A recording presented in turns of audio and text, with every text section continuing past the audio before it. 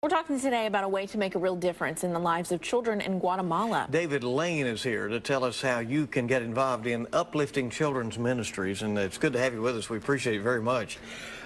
What a compelling story you have as to how you got started with this in going to Guatemala. Tell us about that. Well, when I was 21 years old, I felt the calling to go to Guatemala and help the children, and I really fell in love with the culture there.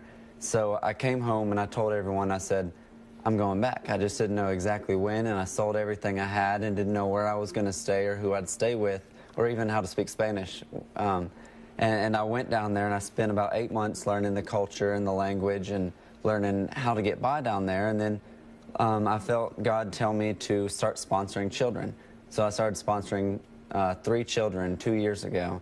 And today we have 30 children sponsored, 3 youth groups sponsored, 3 English classes, an alcoholic feeding program, a movie theater, and a store. Wow. It's an interesting concept, too, about matching the funds that are raised to purchase a piece of land. Yeah, that's actually another bit of information that we're a very small ministry still, but somehow I made a connection with the largest ministry in Guatemala, Hope of Life International, and the founder has agreed to match every dollar given this last trip that I'm here. That's great.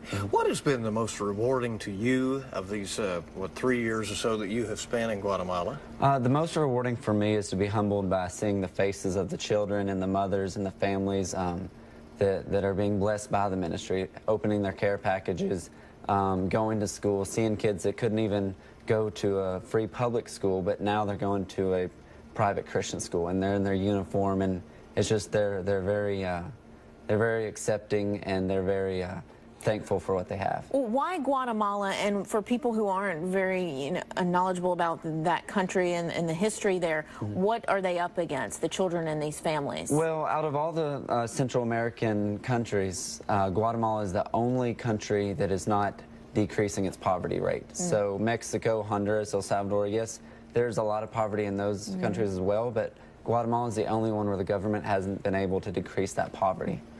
You have a goal of raising money, and tell us about that quickly and how folks can help. Yeah, we would like to raise money to go towards land. We've got the owner of that same Hope of Life International is also going to buy land for us. But when you have land and building a new facility to have more activities, the funds go up as well.